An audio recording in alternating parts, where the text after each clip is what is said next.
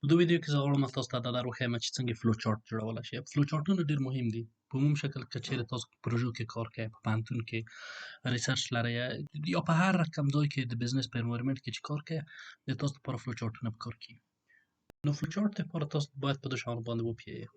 که چیرې تاسو مربع یا مستطیل ولرئ دا پروسه ښیي. صحیح شو. که چیرې د زنقه ووینئ دا اینپوټ ښیي. که چیرې دغه رقم شکل ووینئ دا د پیسو انحناء چې لري دا ډاکومنټونه دي. که چیرې د دوی متعدد دغه شکل ولري دا متعدد ډاکومنټونه دي. صحیح شو. که چیرې دایره ووینئ یا دایره شیره و ختم دی. که چیرې دغه الماس ووینئ الماس باندې تصمیم نیول کېږي مثلا چې تاسو دا کار وکړئ که یې ونه کړئ. نو راشئ په عملي شکل باندې زه تاسو ته دا وښیم چې د دوی نه څنګه تاسو استفاده کړلی شئ او ډېر مهم دي. صحیح شو. نو موږ به راشو په ورډ کې دا تاسو کړلی شئ، په اکسل کې، په پاور پوینټ کې، په پبلشر کې، په ون نوټ کې، په مختلفو ځایو کې دا جوړ کړئ. نو تاسو به اول په انزرټ باندې کلیک کړئ. چې په انزرټ هم کلیک وکړو شیپس به راشي. صحیح شو.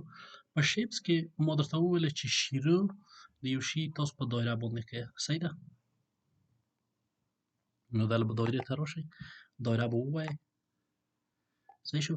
دایره هم انتخاب کړله. وروسته د دایرې نه مثلا یو سټیپ ته د نمونې په شکل باندې یو سټیپ ته بل سټیپ چې تاسو اخلی خپله به راشئ په دغه شکل هم چې انتخاب کړو شکل ته به راشئ.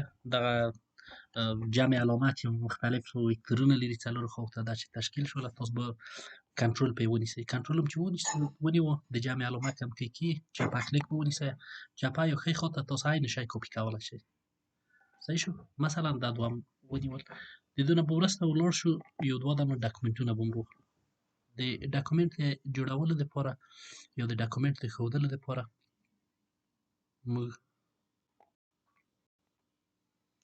دلته ضرورت لرو. صحیح شو. بل به راشو د تصمیم نیولو لپاره به یو شکل انتخاب کړو. صحیح شو.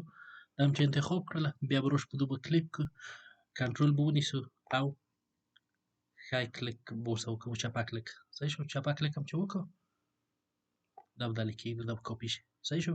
او یو به هم په عین شکل راوړو په دې ځای کې به کېږي. صحیح شو. او یا به هم دایره واخلو یعنې د ختم لپاره. صحیح شو. دا به دلې کېږي. اوس به راشو د دوی لپاره چې موږ دا ټول څه وصل کړو موږ وکتور وکتور د دو جهت ښیي چې دا کومې خواته د موږ پروسه شروع کېږي. مثلا زه په انګلیسي باندې د دو کار کوم نو زه به دا ولیکم. صحیح شو. دا یې نه شروع شو. دوم قدم ته ولاړو. دریم قدم ته ولاړو. دریم قدم نه موږ تصمیم ته ځو.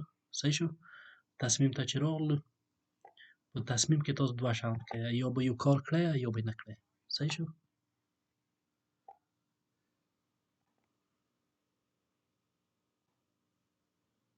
دا وکتورونه به ورکړئ. د هر وکتور معنا لري. صحیح شو. نو دا هم چې انتخاب کړو وروسته یې دو تاسو دا ورکولی شئ. مثلا په دو ځای کې دا چې مثلا وظیفه د وظیفې پیدا کول مثلا اپلیکیشن دی وملېږو. صحیح شو. اپلیکیشن هم چې ولیږو نیکسټ سټیپ ته ولاړلی تاسو مثلا مستقیم یو تعداد ریفرنس چک کوي او یو تعداد تاسو ته انټرویو درکوي. مثلا انټرویو مو وکړه. صحیح شو. د انټرویو نه وروسته د تاسو لپاره ریفرنس چک وشو. صحیح شو. ریفرنس چک چې وشو بیا یې چهار تصمیم ونیسي چې تاسو ته آفر درکړو که نه. که چیرې یس وي مثلا یس باید دو خواته ولاړ شي که نه وي دا خواته. مثلا که نه وه اپلیکیشن ختم شو. اند. صحیح شو.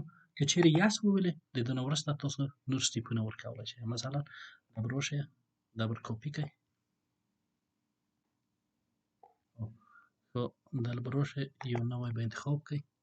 دا هم چې انتخاب کړو آفر یې درکړو چې آفر یې درکړو بیا به وروسته یې دونه تاسو مثلا دا په دې ځای کې ختم کړئ. نو دې ته به هم راشئ د وکتور نه به استفاده وکړئ. د دې نه به راشئ دو خواته او بیا به بل وکتور انتخاب کړئ.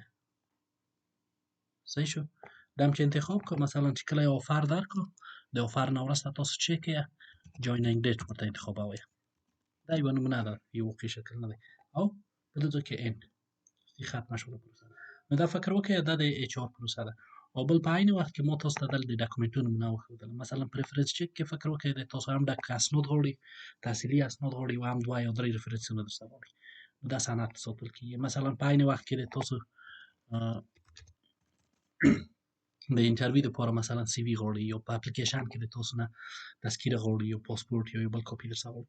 نو په دې رقم باندې تاسو کړلی شئ چې فلو چارت جوړ کړئ. فلو چارتونه ډېر مهم دي، خاصتا هغه کسان چې په زراعت کې کار کوي یا د مدیریت په مختلفو پوزیشنو کې کار کوي، کوالټي منیجمنت کې کار کوي، د هغو لپاره ډېر مهم دي چې تاسو په دغه رقم فلو چارتونه ولیکئ. د دې په خاطر که چیرې تاسو ټکس ولیکئ، نو مثلا مجبور 3-4 صفحې ولیکئ او تصمیم ډېر سخت وي چې ونیسئ. فلو چارت کې اسانه تاسو کړلی شئ چې تصمیم ونیسئ، چې وپوهیږئ چې په کوم ځای کې د ما ډاکومنټونه یا اسناد ضرورت دي، او تصمیمونه باندې وپوهیږئ چې مثلا تاسو کوم شي ته ضرورت دی. صحیح شو؟ او کړلی شئ د دغو رنګونه هم ورته انتخاب کړئ. صحیح شو؟ نو د رنګونو د انتخاب دپاره تاسو هر دانه دانه شکل یا دغه شیپ انتخابولی شئ چې پې کلیک کړئ دا انتخاب شو، رنګ د ده تغییرولی شئ. دله به راشئ شیپ فیل، په شیپ فیل کې به دله مختلف رنګ ورته انتخاب کړئ. دا یوه لیر ده. بله لیر یې دا ده چې تاسو کنټرول ای ووایئ، کنټرول ای چې ووایئ ټول به انتخاب شي. صحیح شو؟ البته د دو تنها دلته ټکس تغییرولی شئ. نو دله به راشئ د ټکس رنګ به ور تغییر کړئ. صحیح شو؟